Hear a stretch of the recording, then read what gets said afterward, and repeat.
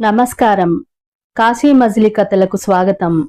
కథల సంపుటి శీర్షికన మనం వినబోయే కథ జొనాథన్ స్విఫ్ట్ రచించిన గల్లీవర్స్ ట్రావెల్స్.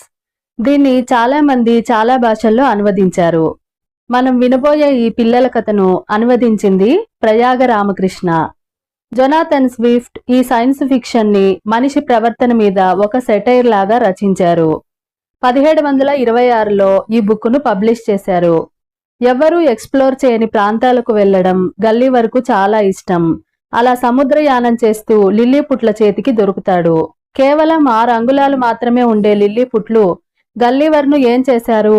కొండంత ఎత్తు ఉండే మనుషులకు గల్లీవర్ దొరికితే అక్కడ్నుంచి ఎలా బయటపడ్డాడు? చేతకాని అల్పజీవుల పట్ల మనిషి ప్రవర్తన ఎలా ఉంటుంది అన్న ఇతివృత్తంతో ఈ కథను రచించారు. ఈ కథ రేపొద్దున 7 గంటలకు మీ కాశీ మజిలీ కథల్లో తప్పక వినండి.